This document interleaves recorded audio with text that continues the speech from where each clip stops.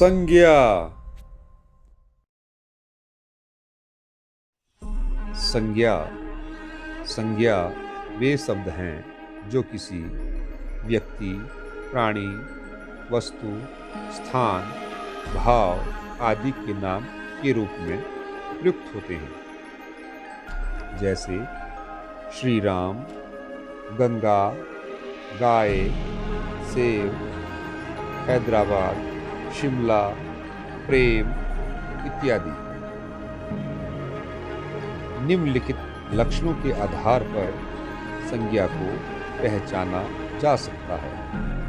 कुछ संज्ञा शब्द प्राणीवाचक होते हैं और कुछ अप्राणीवाचक।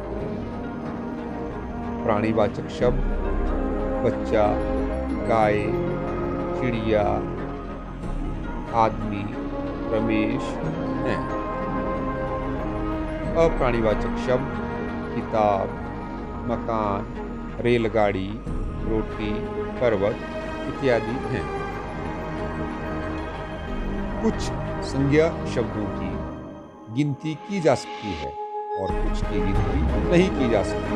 जैसे आदमी, किताब, केला की गणना की जा सकती है, इसलिए ये गणनीय संज्ञाएं हैं।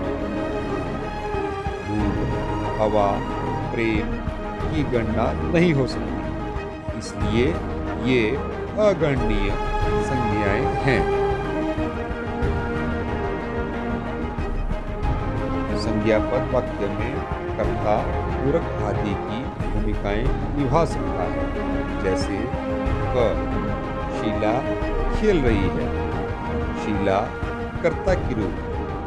मोहन पुस्तक पढ़ रहा है, पुस्तक कर्म के रूप में। रमेश छात्र है, छात्र पूरक के रूप में यहाँ प्रयुक्त हुआ है। संज्ञा पद के बाद परसर्ग ने, ओ, से, में पर आदि आ सकती है।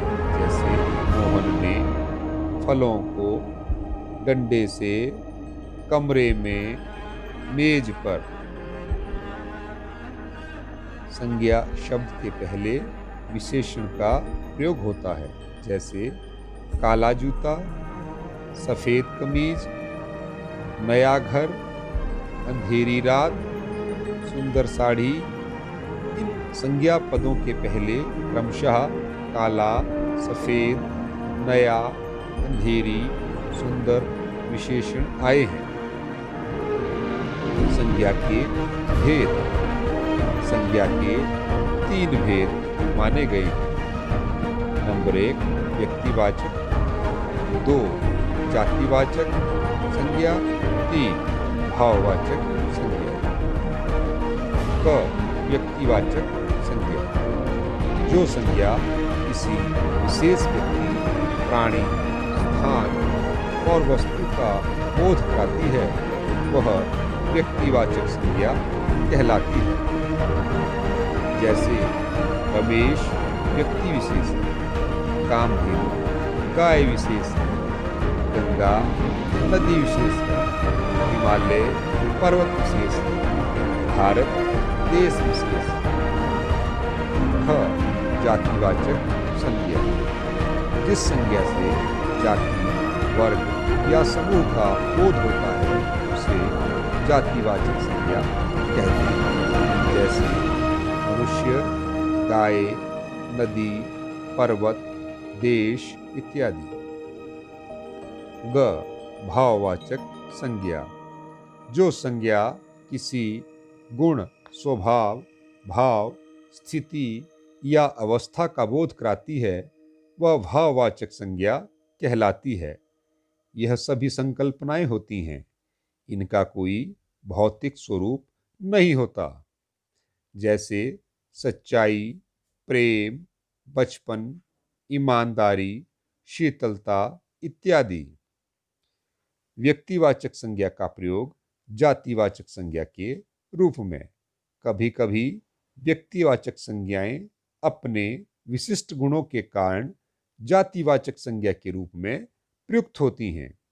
जैसे नंबर 1, आज भी हरिश्चंद्रों की कमी नहीं है। हमें जयचंदों से बचना चाहिए। किसी न किसी परिवार में विभीषण मिल ही जाता है। जातिवाचक संज्ञा का प्रयोग व्यक्तिवाचक संज्ञा के रूप में।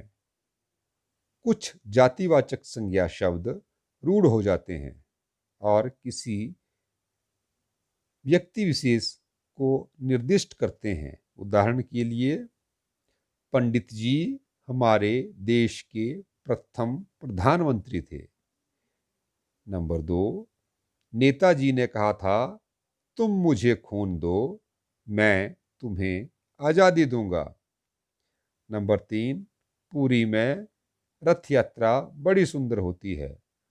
उपयुक्त वाक्यों में पंडित जी, नेताजी, पुरी आदि शब्द क्रमशः पंडित जी जवाहरलाल नेहरू के लिए, नेताजी नेताजी सुभाष चंद्र बोस के लिए और पुरी जगन्नाथपुरी का बोध कराते हैं। इस प्रकार ये जातिवाचक संज्ञा जो है वो व्यक्तिवाचक संज्ञा के रूप में यहाँ प्रयुक्त हुई है। भाववाचक संज्ञा का प्रयोग जातिवाचक संज्ञा के रूप में। जब भाववाचक संज्ञा पद बहुवचन के रूप में प्रयुक्त होती है तो वह जातिवाचक संज्ञा हो जाती है। जैसे बुराइयों से दूर रहिए। आजकल दूरियां बढ़ती जा रही हैं। धन्यवाद।